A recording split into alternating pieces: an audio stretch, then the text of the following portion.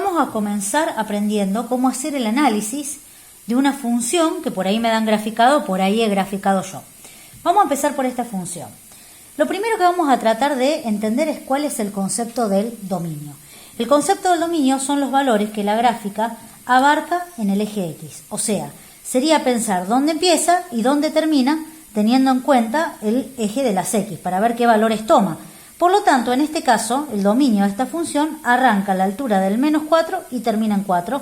Por lo tanto, digo que el dominio de esta función va entre el menos 4 hacia el 4.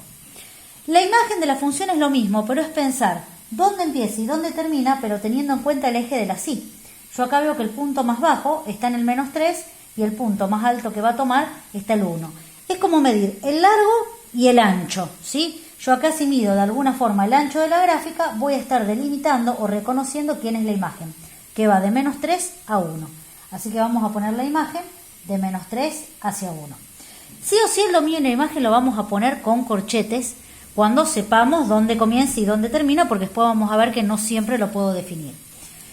Después del crecimiento de una función se ve a través de tres expresiones diferentes. Vamos a decir en qué intervalo crece, en qué intervalo decrece y en qué intervalo o intervalos es constante, porque a veces más de uno. Por ejemplo, acá veo que la función está creciendo. Algunos me dirían, para mí está bajando. Bueno, no. La lectura se hace de izquierda a derecha. Yo en la izquierda la veo abajo, en la derecha la veo arriba, por lo tanto sé que hubo un crecimiento.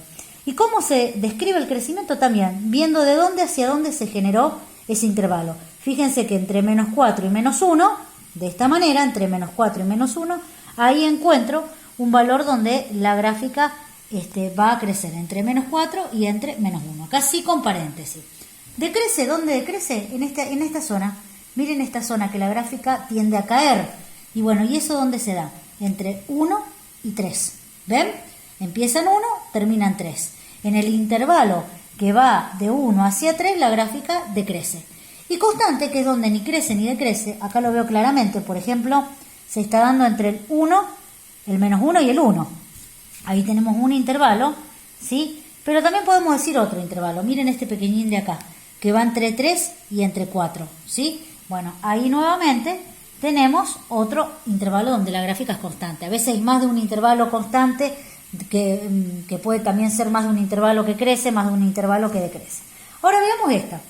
Ya si yo estoy trabajando con una función específica, una lineal, una cuadrática, yo tengo que tener en cuenta que estas funciones son infinitas, ¿sí?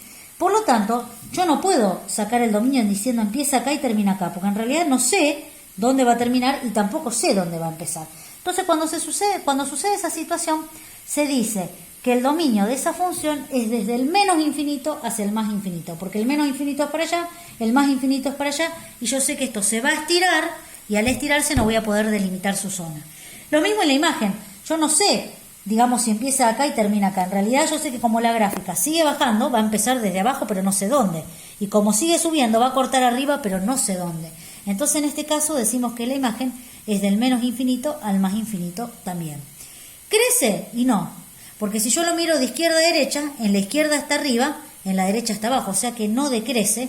Tampoco es constante, sino que acá la función que hace, decrece. O le pongo decreciente o vuelvo a explicitar que el decrecimiento se da en todo su dominio, o sea, de menos infinito hacia más infinito.